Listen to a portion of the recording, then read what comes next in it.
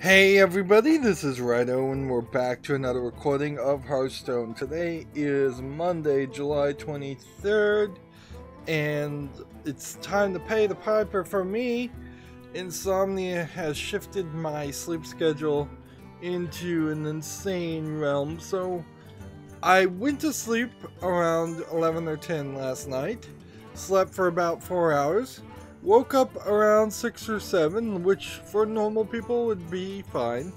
Got up, did some recording of Remember Me, finished Remember Me, I'll talk about that game in a minute, and then stayed up till about noon and then fell back asleep for another 4 to 6 hours, let's say. And so now, because of that, I'm starting streaming 2.5 hours late. Also, in an unrelated matter, I am not sure when these double gold events, when the Fire Festival ends. So I probably need to do everything as far as all 9 daily quests that we have for the 3 different accounts. This will be back on Wednesday, so I bet the Fire Festival last at least until tomorrow, but it might also end tomorrow, so it might just end on an off day for me. So we've got a ton to do. We also have to pay the piper as far as news that just wasn't finished on Friday. There was so much news and so much games, and I went through a lot of the games, but there was still a ton to talk about, and because of that we are going to go very long. We need a Shaman, Warlock, Rogue, and Paladin class cards, just like unconnected. So start with simplistic Murloc Paladin, and I see how much that even helps towards our goal.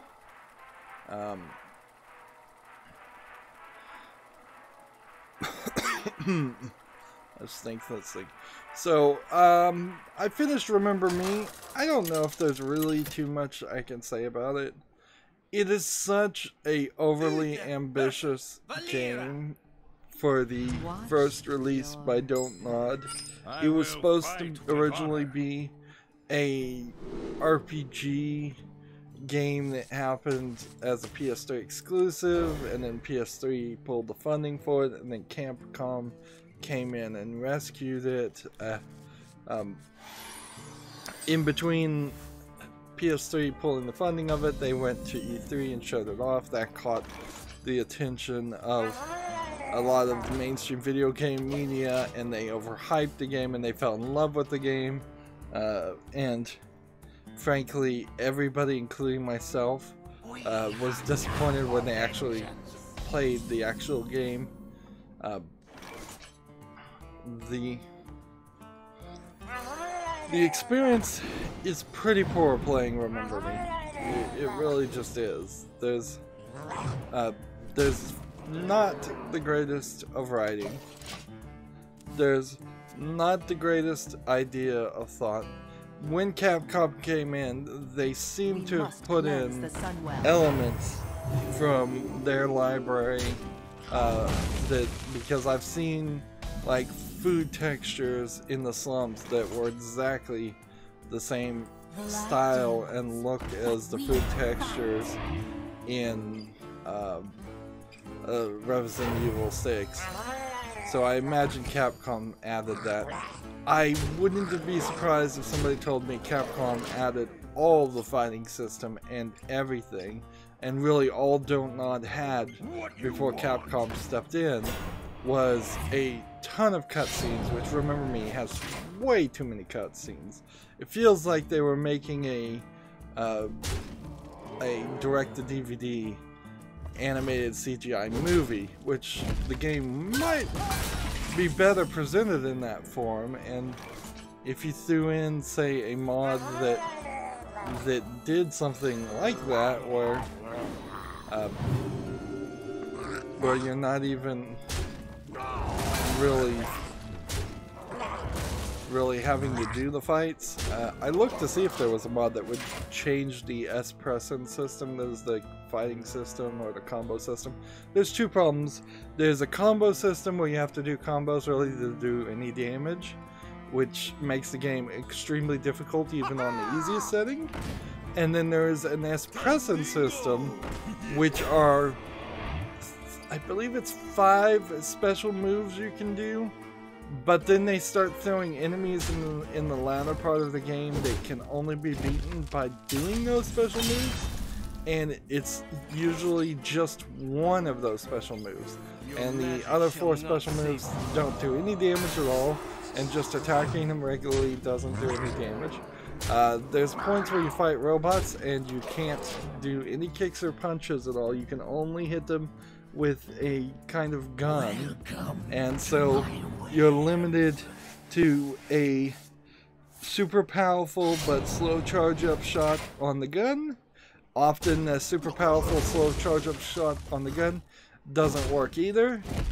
So you're then left with the quicker short bursts shots on the gun.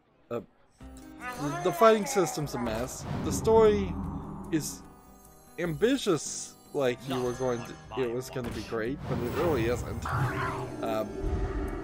The thing that caught everybody's attention were remix sections where you go into people's memories and you rewind the memory and you can change 4 or 5 things to come out with 4 or 5 different incomes, outcomes. So when you have something like that, you're 2 to the power of 5 at most. So you're not you're talking 32, I believe, different outcomes that you potentially could you can have by the remixes.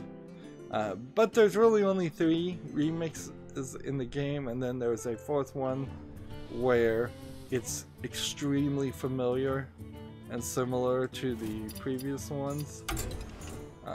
Rogue class cards. Let's try Tempo Rogue here. Characters are horribly written, very poorly written, and they pop in and pop out and don't matter. There's a few puzzles, but they all kind of suck. There's like 3 in the entire game. Inherently, if this was a 4-hour game where it was just 4 remixes and you had to find every single outcome in the remix, which is an achievement for kind of doing that, but not really any motivation. The way the remix system also happens is set up and laid out in a way where you're going to rewind. You kind of have to rewind to the beginning because you undo your actions if you don't rewind to the beginning. So all of the remix memories for the most part are you change the very first thing you can change, then you change the very next thing you can change, then you change the very next thing you can change, and maybe one of the things you're supposed to change one of the things you can change you don't change to get the outcome that the game wants it, but it's not varied at all.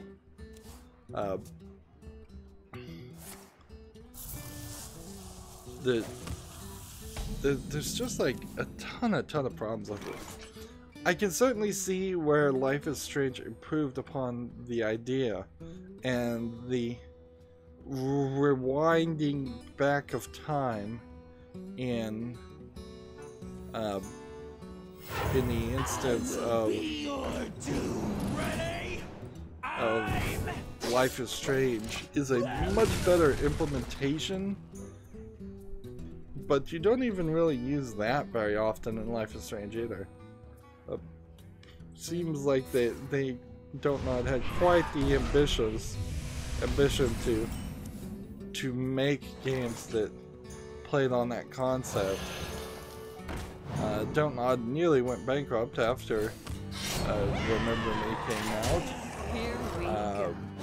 I'm still not 100% certain it won't go bankrupt because all they've got right now is Twin Mirror, Vampire, didn't really succeed that well, and Life is Strange 2.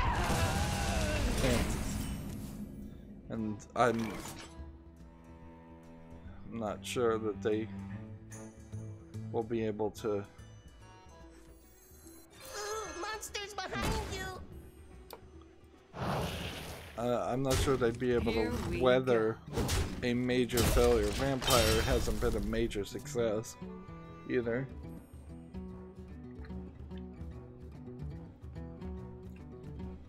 Anyways, yeah, like I said, there's not really too much to even say about Remember Me. I think you'd probably be better watching all the cutscenes on YouTube than you would be playing the game. If you're gonna play the game, play it on the easiest mode. I had to drop down in the middle, so there's like a major difficulty spike in the middle of the game. Let's see. The light protects me.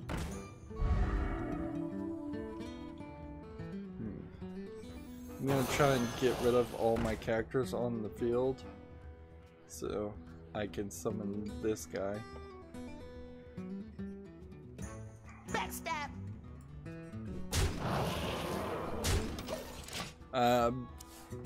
Yeah. If you were gonna get Remember Me, I'd say get it less than $5. Definitely doesn't feel like a game that deserves more than that. Starting with the news, PC Gamer has an article. Nintendo files lawsuit against emulator sites.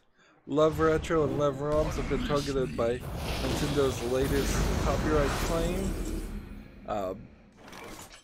Let's see.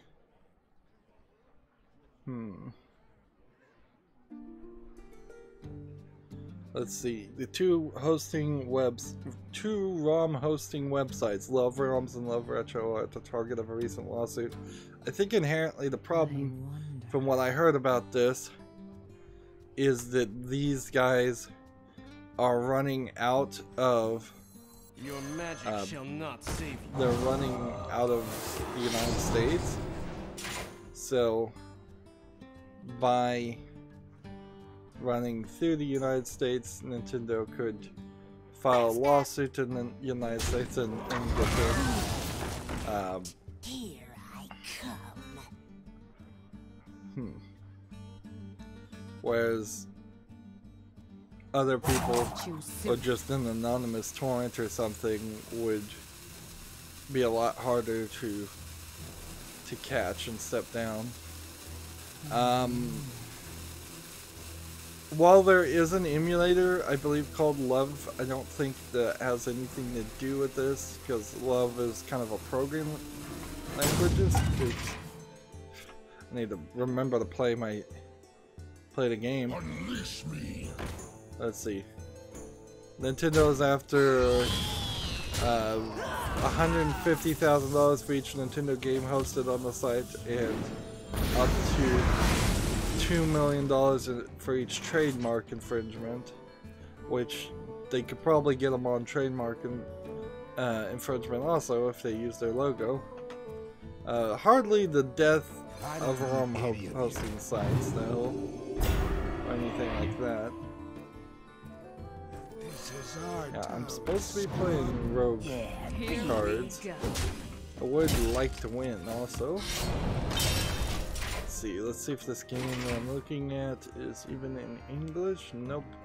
Just we have a simplified Chinese visual novel looking game in Chinese. I can't. It's called Summer in Memory of Belle, and I guess I want to applaud their animation. It's good, at least. So many Chinese games look like cheap Chinese knockoffs, and if this is a cheap Chinese knockoff, at least they've got a good looking trailer and they've got good looking screenshots.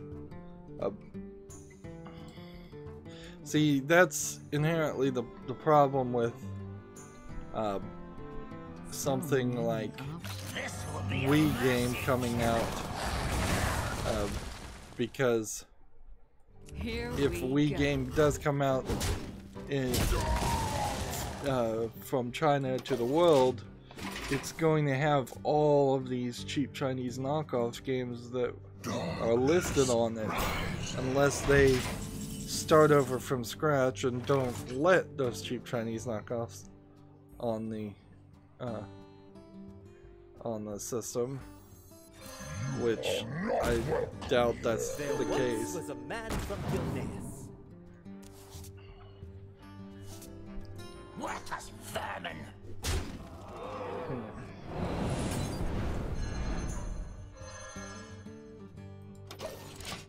We've got a game called Avram 888 VR on Steam. Seems like it's a floating above the ground flying F-Zero-esque clone. Seems like mostly an asset flip with several different environments to fly around. Playing a racing game in VR seems like just a question, a complete and total desire to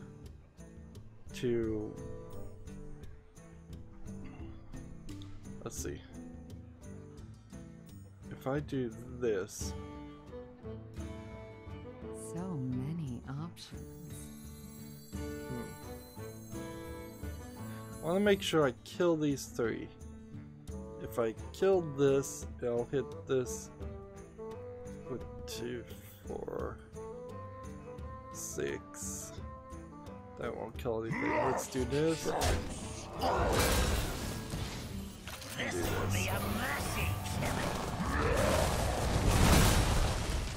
There we go.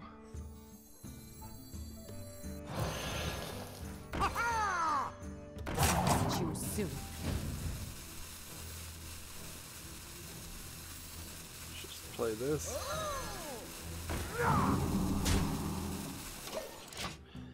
Yeah, Avram 888 VR is 10% off for $4.49. We've got a lot of games to go through.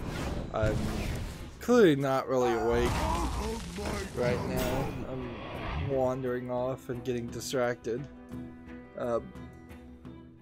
I woke up probably around 5:30 and spent an hour trying to mentally prepare myself. Inherently, this is the problem with me, and I think a lot more people than you would realize, and just how jobs in general work, where you're waking up 3 or 4 hours doing nothing, just mentally preparing yourself to work. Then you get to an office, you barely do anything at the office. You're wasting a lot of time in the transit. You do roughly, I think it was last time I saw a statistic, the average employee does less than 2 hours of work in an 8-hour workday. I suppose this would be an office worker. Certainly if you're working in an assembly line, factory, kitchen, you're probably doing more than that, one would assume. There. But your world is still doomed!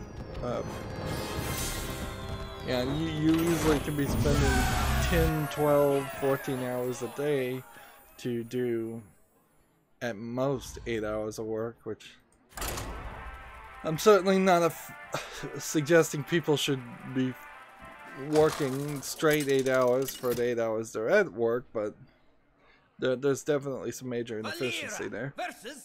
Speaking of jobs, and for me in particular, there's a lot of that.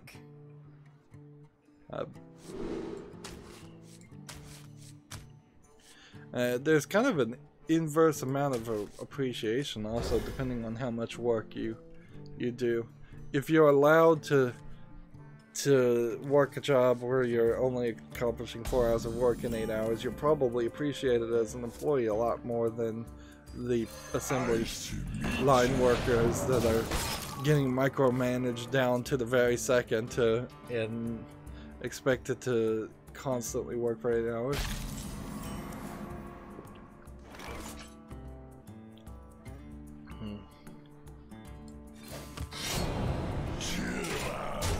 Gamasutra has an article. Get a job. Rocketworks is hiring a designer. Rocketworks is in Dunedin, New Zealand. I watched a YouTube video just kind of talking about how do you get enough experience to apply for a programming job. Somebody with who graduated with a college degree in programming is seeing a lot of job listings that wants like 10 years experience in one language and 10 years experience in another language, and like particularly tech job listings are just these ridiculous wish lists of things that there's highly unlikely to be even a single person on the planet that matches all of that. There have been tech listed jobs where they want 10 years of experience for programming languages that haven't even existed for 10 years. And the video just goes into how the human resources managers and the actual manager who knows something about technology just fail to communicate and don't really do a good job of making job listings. And inherently the video just boils down to just apply. Like there's a lot of things you don't know might be happening in the background. The boss may just want to use up his budget. He may have 2 weeks to hire somebody, and so he may be able to overlook some things. And like the only thing that there's a danger there is if you, for some insane reason, wanted to work at a specific company because you're in love with that company, which that's a terrible thought. You're gonna be very disillusioned if you tried to work at a company because you loved it, because you'd start hating that company pretty fast. Here we go. If you somehow wanted to work at the company and you put in an application and it's just so pathetically bad, if you're applying for the CEO of a company and this is your first job ever, you might get on a list. They may resolve to never hire you. So you want to be close so that they keep your records on file, as they say, which is not really true. You still kind of want to keep on applying. I've heard of a couple instances where they've come back and said, look, we've got your information on file, you don't need to apply anymore. But they usually that usually is in direct conjunction with somebody applying to be the CEO of something. But yeah, don't be afraid to apply if you're close, or even slightly close. In this instance of the video I saw, if you've graduated from college with a programming degree, there's no reason why you couldn't be applying to a senior programming job listing, because there might be some junior listings that they're also looking to hire for. Your magic shall not save you. I wouldn't go above that. I wouldn't go for a manager level job, which isn't a programming job. I would also say you kind of already need to know how those things work by the time you graduated from college. At least in the United States, there's no free ride here. You're pretty much expected, and your best bet is to have a job when you're some age between 16 or even earlier and 18, and then be working in some kind of job, some kind of menial labor, McDonald's style job throughout your college years. Sometimes colleges will help you with that by giving you some kind of position that is working in like the school newspaper or something. Theoretically, if you're a computer programmer, you'd want to be working in the computer lab or maybe even the library. To have something on your resume, if you're coming out after 4 years of college, you're a 22-year-old who's never worked. You're behind the curve, and that certainly is not great. Alright, well, I guess more Warlock cards. That was a bit of a rant. I guess I'm gonna go on rants while I'm also struggling to get through news. Speaking of jobs, Eurogamer has an article: layoffs at the Onrush developer Evo Drive Club director Rusi let go. So, the developer of Drive Club has been hit by layoffs after its latest game, Onrush, failed to set the tills ringing. You know, its Onrush didn't sell well. People up and down the ladder were laid off, which honestly, usually there's a little bit more nepotism there, where managers keep their jobs and they lay off programmers and such. But I would be I would believe that the Onrush developer needs the money to actually try and keep their business afloat and can't just keep somebody employed. Managers of video game companies in particular, Cliffy B is kind of a great example of this. They are Wonder Boys, they are specifically the golden child, the Steve Jobs of the company quite often. If not the managers, it's the higher ups like the CEOs and the creators of the store, the creators of the company.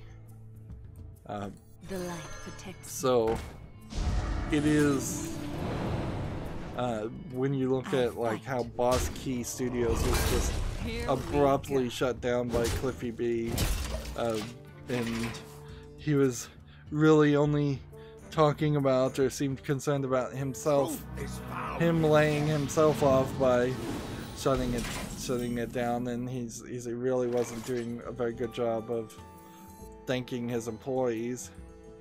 That is kind of the typical experience. I fight. Guess we'll just make sure we play these cards, although drawing 2 more cards is a better move. Certainly. Let's see, next game we have on Steam is called Dangerous Skies 80s Edition. It's tagged as a top-down shooter. It is a top-down shooter, but it's an arcade-style shooting up the screen shooter. It's not widescreen, which, frankly, any new game that's not widescreen suffers. This game looks like it's either all the footage has been recorded off a round TV, which seems highly unlikely, so that instead they've run a filter on it to make it look like it's being played on a round square TV. What do I mean by that phrase? An old tube style TV that is at a square resolution. Here we go. This game is something I don't use this phrase very often. Feels like something a third-year video game programmer has said. I've called games first-year video game projects and second-year video game projects. This feels like a third-year in college video game project. A little bit more polished, but still not up to the level where it should be a good game.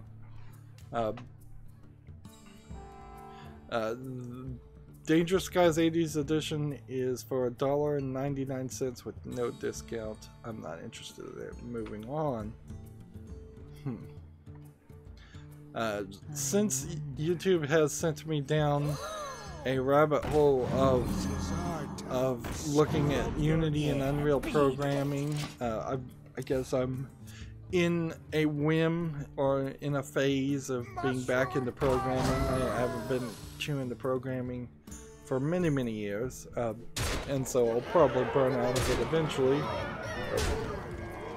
Inherently, my desire to program right now is just my desire to goof around and do whatever I want, whereas if somebody was actually asking me to program something, I would not be certain how much any of that works. Alright, return a friendly minion. How can we... I could do this, certainly.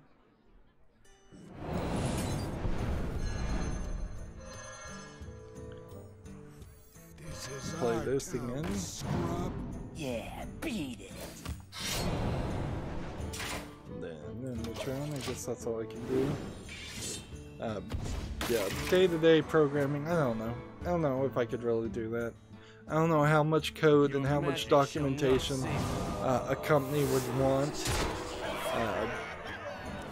If I spent an entire day doing very little, is that cool? Or do they want me to write 400 lines of code in a day? I think that probably heavily depend on the company and what they really are asking. Probably also would need to get a position as a debugger or something first, not a low-level coder. Valera versus Uther. Although arguably a debugger should probably be more skilled than a low-level coder. Anyways, moving on. Eurogamer, the road to video game hell. What is this? Eurogamer has an article called "The Road to Video Game Hell: Sightseeing in the Abyss." What is this game about? Is it about the re-release of Dante's Inferno? Maybe, because I'm seeing a lot of depictions of hell in classical art, but I don't see where any of this and classical art, I'm using that as in a generic description and not a very tight definition of classical art. That I'm gonna keep all these cards like the classical period. But I don't know what game this is supposed to be, or if it's supposed to be any specific game, or if it's just a collection of hells from multiple games. This article is very long because of all the pictures in it. But it also feels way more random than articles I usually see. Here's Suna's sacrifice, and her hallucinations. But that's not. The game's not just about her game. Here's that Korean game I believe called Detention.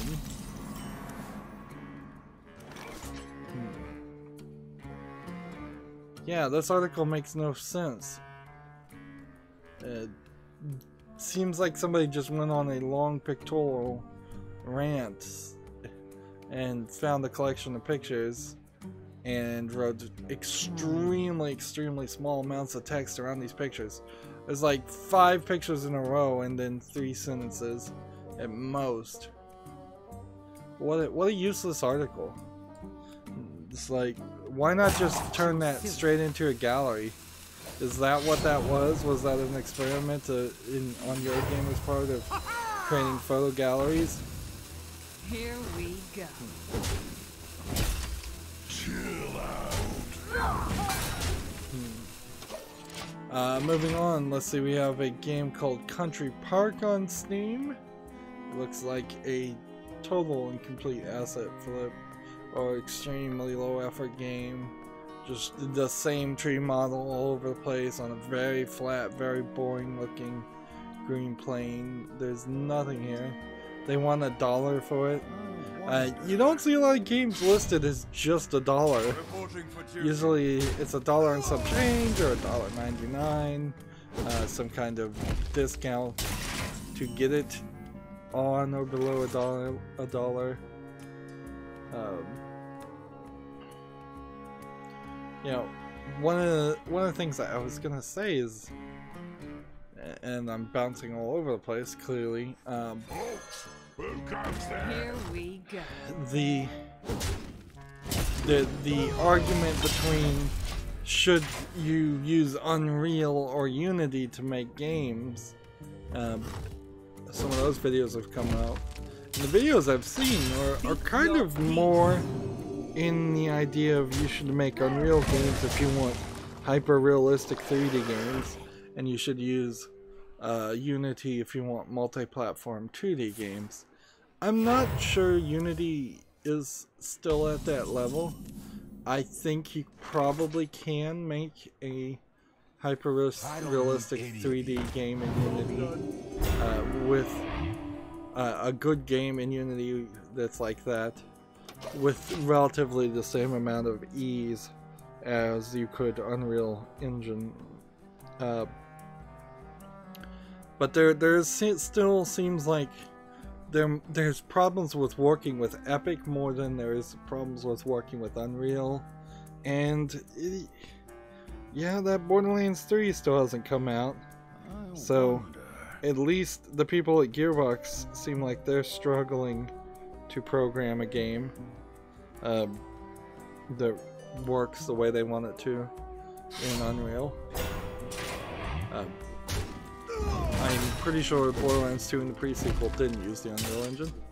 Moving on, we've got an article from PC Gamer. A modding team has recreated Doom 64 in Vanilla Doom 2. So, Doom 64 Retribution is the name of this Doom mod. If that's something that interests you, I'm not sure what's really too different about Doom 64 that would want you to play it. I thought Doom 64 was one of the games that was slightly more censored and more kid friendly, and I don't think it really ran as well.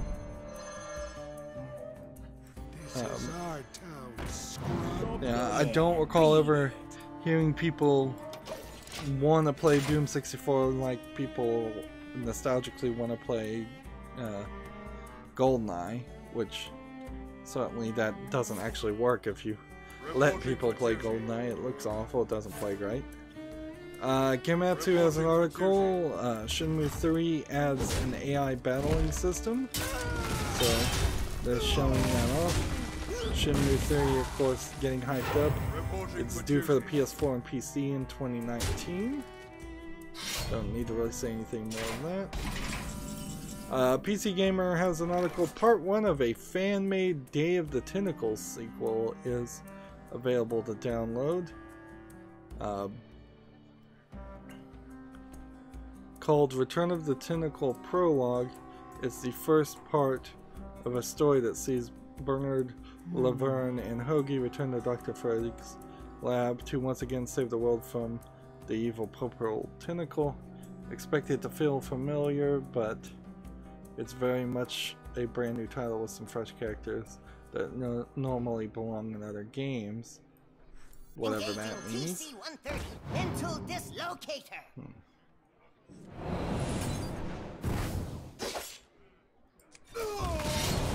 Why did I hit that guy? I should have hit that one. Too soon. Yeah. Here we go.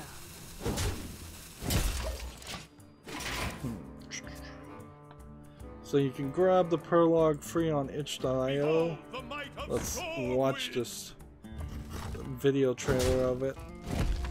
First thing I can see in the video trailer is that they have a animated sequence here that is not in the same flat 2D style that we saw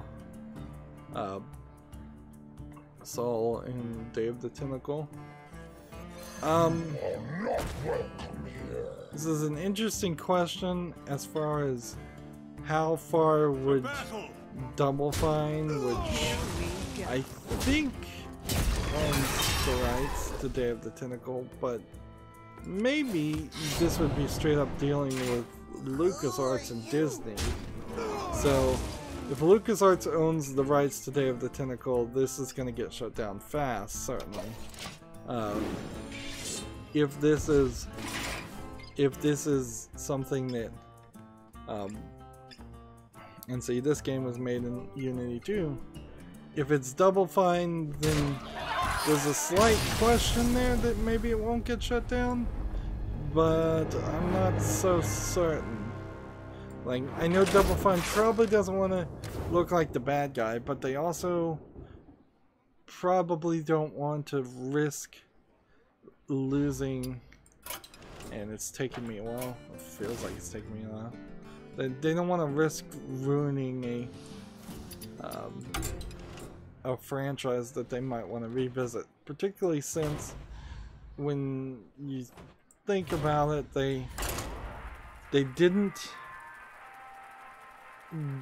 just kind of in the past couple of years re-released a remastered version of Day of the Tentacle. So almost certainly in Double Fine's mind, collectively, they have thought about making a sequel, and they want that in their back pocket. And having a fan group make that sequel is not great. Moving on, Gamasutra has an article. Keywords acquires Canadian developer Snowden Studios.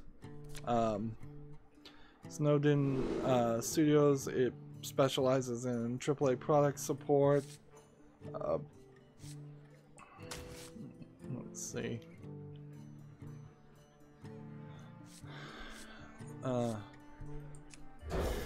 AAA support, engine and tool development, cross-platform development, and then offer a number of other services such as web design, gameplay, performance improvement, UI and UX production. What is UX? UI is user interface. What is UX, like user experience? Yeah, I don't really know what that is. It's just in the turn. So basically, Keywords is hoping this deal will strengthen its own engineering service line, which allows the Irish company to expand its presence in Canada. So a support company has bought another support company. That makes some sense. And apparently you can... Now I'm on the Day of the Return of the Tentacle prologue page, and it immediately says, look at the soundtrack. And let's see, here's a Windows 64 zip, and it's also got like a Mac OS zip and a Linux zip. Like, it's kind of weird to have different ones. There you go. So I'll just download one of each. I don't think I need the Windows 32 zip file. So just to get that, I imagine now, more and more I'm downloading these things before they get taken away. And then I'll download the soundtrack as FLAC files, which is its own separate thing. So now I'm downloading a bunch of things that, wow, seems like it's gonna take a while to download it all. Hopefully I didn't just download giant files. but whatever. We need a battle cry. I'm still trying to play this so it's actually useful.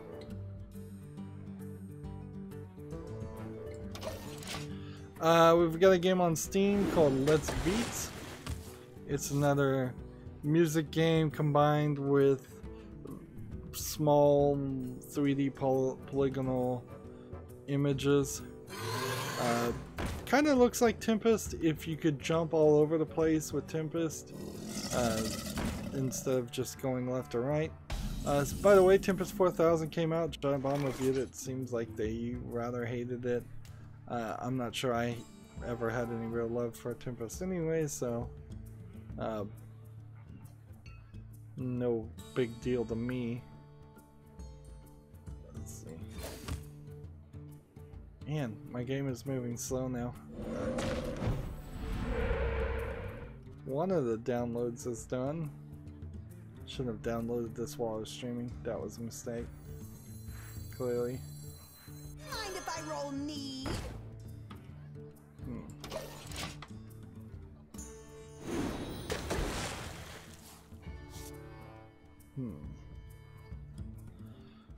Yes, as far as Let's Beats, it's 15% off or 84 cents off. It has 9 achievements. It doesn't look very good. Also, Tempest 4000 doesn't look that good. I don't think I'd ever play that. But I am going to try and memorize the name Tempest, because there are a decent number of Tempest clones that get made. Next story we have from Gamma Sutra is one where titled Mercury Stream rebuilds and rebrands its episodic shooter as a free-to-play title. Let's gotta do this. And just hope this does 3 and hope this does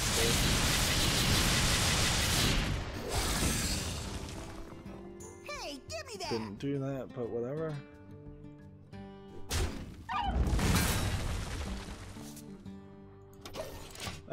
Spanish developer Mercury Stream has rebuilt and rebranded its episodic online shooter Raiders of a Broken Planet as a free-to-play title called Space Lords. Raiders launched September last year and charged players $9.99 per episodic story campaign. The studio hoped this model would open up the game to more people, but it didn't quite work as intended. Rather than abandon the game entirely, Mercury Stream has built a new title on the back of Raiders called Space Lords. Will be set in the same universe as its predecessor, and it will feature some key as yet unnamed differences. So Space Lords comes out August 23rd. This is an advertisement basically in the form of a Gamma Sutra article more than anything else. That's one of the things that always makes Gamma Sutra such a weird website, is just never know, are you reading a real article or are you reading advertisement? It's by Chris Kerr. When you click on Chris Kerr's, let's see. He's basically a freelancer, or they call him. He's the editor, blogger, Gamma Sutra UK's news hound. And how much of news in the video game universe is actual news and not just advertisement. Moving on, PC Gamer has an article.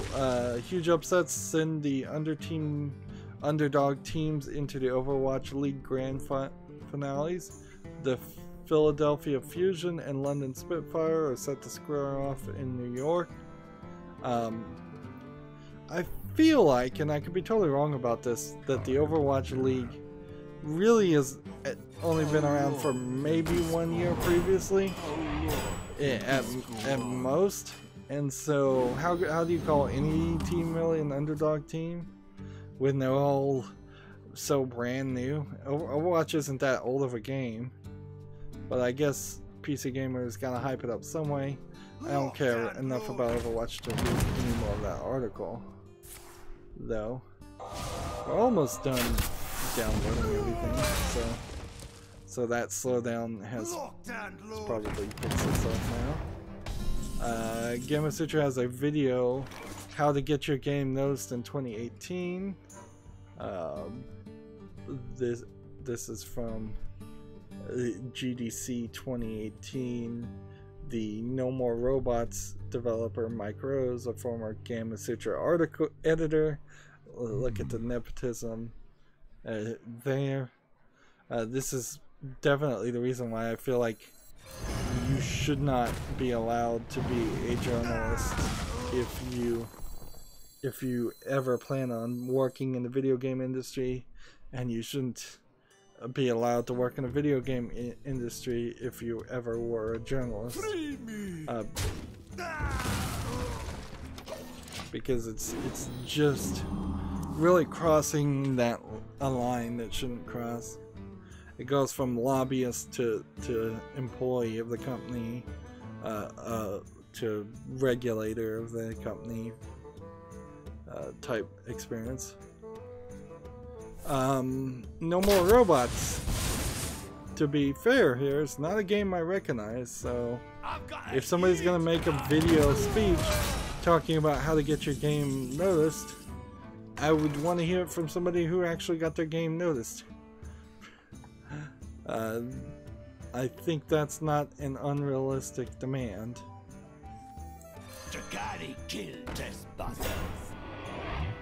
Let's see.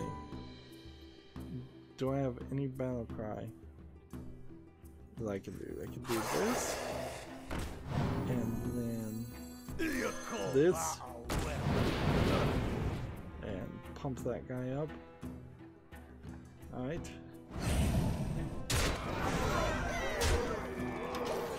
Let's start playing. Let's see, Rock Paper Shotgun has an article, a free 3D platformer roguelike called To the Core is an impressive student project. I saw To the Core listed, certainly, as one of the games released on Steam. If it really is free, I think I might take it, because it certainly does look impressive, and it seems like the kind of games that you would want to see somebody release as their first project, compared to so many like terrible experiences we've seen of first releases. Mind if I roll knee?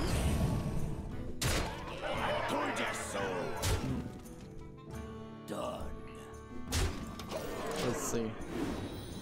To the Core was created by students at NHTV Breda University of Applied Sciences in the Netherlands. So it kind of has that feel of what Portal was when Valve bought Portal, basically, and released it as a Valve product. Let's go back to Rogue cards so we can get at least 2 daily quests done in this first recording. Let's see. Right now there are 10 users that are extremely positive on To the Core. There's on the Steam page a better trailer and better pictures than the game's Rock Paper Shotgun article. Inherently, this isn't a game that I think I would have missed had Rock Paper Shotgun not mentioned it. There's some kind of heavy shadowing and black lines around the character that is running around, but otherwise it looks like it is going sort of, if you were doing a Borderlands animation style, comic book style, I don't know if I should use Borderlands as just a standard of style, but it does kind of look like that.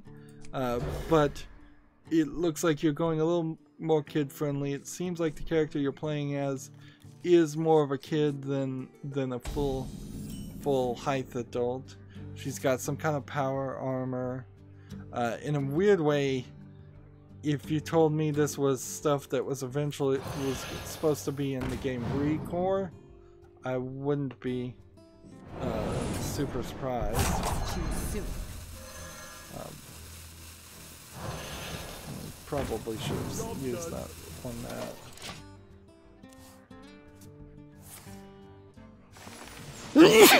This group of programmers is getting shown off in the trailer, and on one shot they show 3 guy programmers, on the second shot they show 3 female programmers, which for the video game industry or any STEM job, that's a nice balance. Of course, that's almost certainly arranged in that way, so it looks like that too.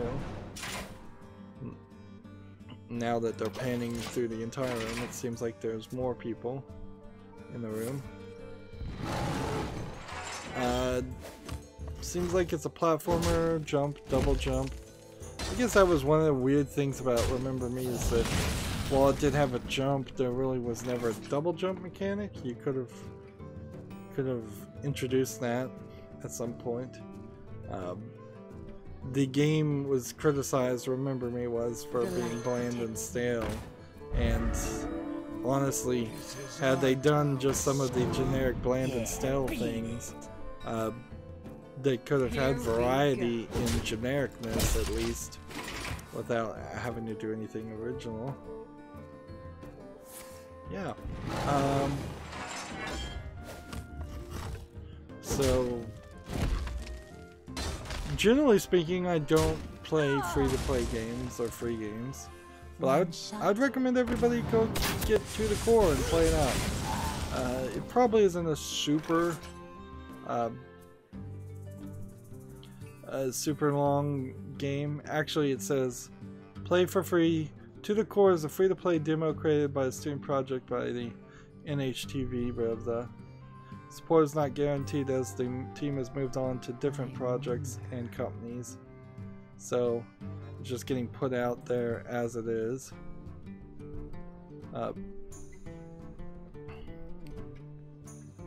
So yeah, it's kind of a demo game. It's actually being published as the college itself, and in the United States at least, there's some weirdness where colleges claim copyright on like what their professors write, and I wouldn't be surprised if some colleges claim the copyright on what their students publish too. So it wouldn't be surprised if this game ever did go on sale for a price instead of being free, if all the money went to the college instead of to the people that actually made it. But hopefully the teachers would complain about that.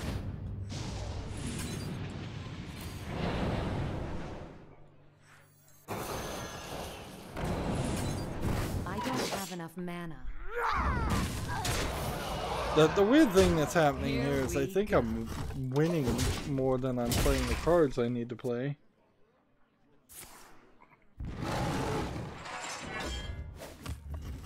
And then clearly it's too late. It's been an hour now, and so this should be our last game. But just working through all of the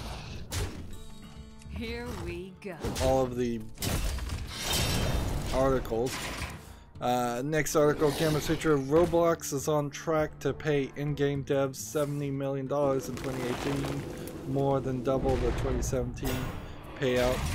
Are these in-game developers that actually made Roblox, or is this It's or is this people who?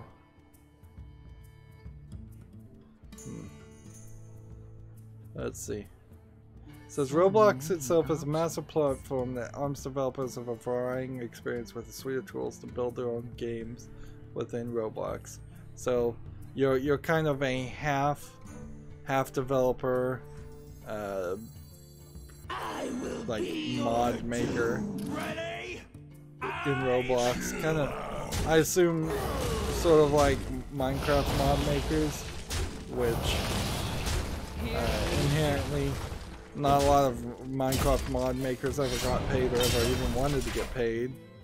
I see that Roblox still seems to trend quite a lot in the gaming tab of YouTube. I think that's probably an indicator that YouTube's gaming tab is just garbage more than anything else. Your magic shall not save. I don't feel like that is an indication that Roblox is actually a good game or doing anything other than being something that's sort of the next Minecraft with not as many people interested in it. It says currently Roblox hosts more than 40 million games on its platform, and last year 2 of its top creators walked away with 2 million in earnings. So yeah, mod makers are getting paid and streamers are still streaming it. Let's see. Next article. Let's see, let's do this. Here we go.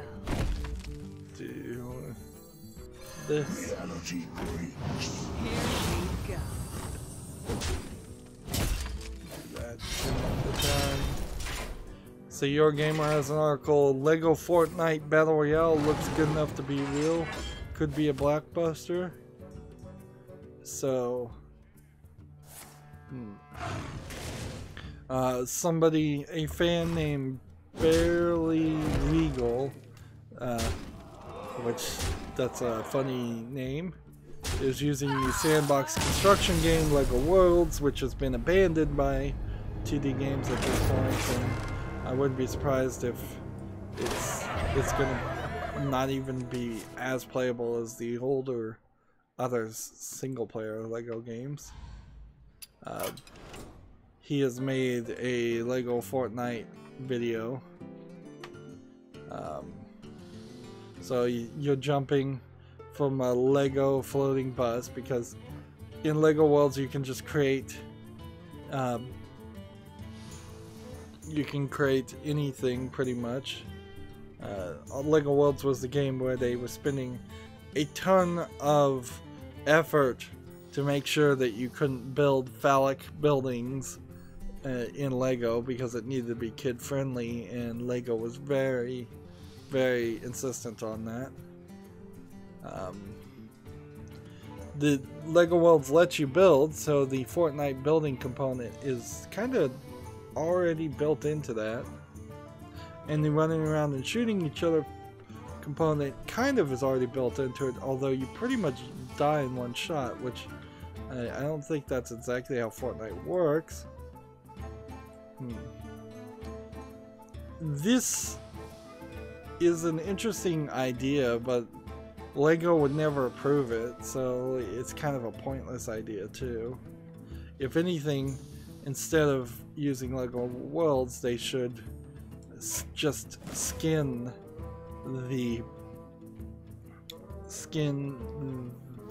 Fortnite to have Lego characters. That would be more interesting. It is also kind of a condemnation of Fortnite Battle Royale that it's just a bunch of kids that really shouldn't be playing kill the other player style games. I would want their minds more engaged than that. I'd want them to do something a little bit smarter than that and learn something. Sure, you could argue they're getting faster reaction times and they're interacting with their friends, and then thus they're learning to socialize and all of that, but I'm not saying that they need to go play Number Crunchers or some educational game like that. Number Crunchers being an extremely old math game. But I don't know if Fortnite really is what you want your kids to be spending all the time on. But if they want to do it and it keeps them quiet and keeps them calm, that's usually the #1 priority. So, on the Asian account, I still have 28 Paladin cards I'd have to play. But I'm going to switch in between this recording just to the European account. Because, let's face it, it's late. I started late. And who knows if anybody's even watching. But if I just try to get all 3 of the daily quests today, that's maybe that will happen, maybe it won't, but I shouldn't make it my first goal. I need to be strategic about how I do all of this. So I'm gonna end this recording here. Stay tuned if you're watching live. As always, I ask you to like, share, subscribe, comment, and watch every second of my videos. If you want a friend or follow me on any social media sites, there's a whole bunch of links down below in the description box. Thank you for watching. Have a good evening.